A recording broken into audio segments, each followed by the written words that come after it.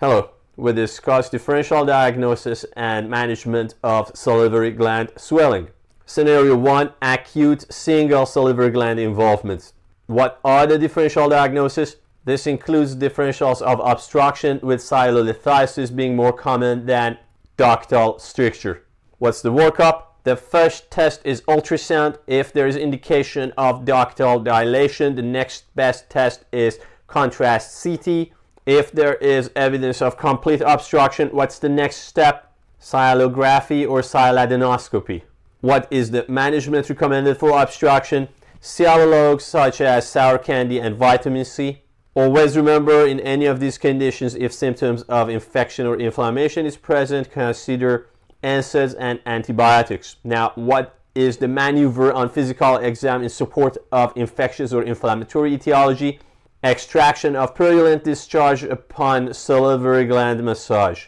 Scenario 2, what are the differentials of acute multifocal salivary gland swelling?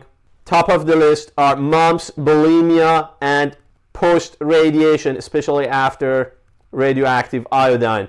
What's the management? Supportive care with NSAIDs and warm compressors. Scenario 3, differential diagnosis of chronic unilateral salivary gland enlargement is neoplasm. What are the differential diagnoses? Pleomorphic adenoma, Wharton tumor, which are benign, and mucoepidermoid carcinoma, the most common malignancy of salivary glands. What findings support pleomorphic adenoma? Mobile, painless mass at the angle of mandible with high rate of recurrence. What findings support Wharton tumor? Presence of cyst with germinal center in a smoker. Remember the rule of 10% could be bilateral and 10% could be malignant. What is the workup of chronic unilateral salivary gland swelling? After initial imaging with ultrasound and CT, the best imaging is MRI. Then the necessary confirmatory test is FNA. What are the fourth scenario differentials, the chronic multifocal? We are dealing with some systemic or infiltrative or autoimmune conditions with their specific symptoms, and the differentials include sarcoidosis, Sjogren, amyloidosis, HIV. What are the important rule-outs?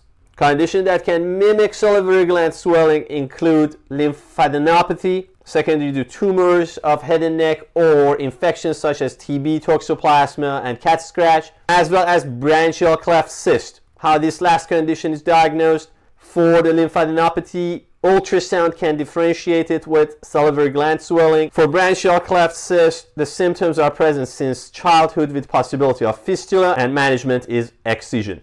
And this is differential diagnosis and approach to salivary gland pathology and swelling.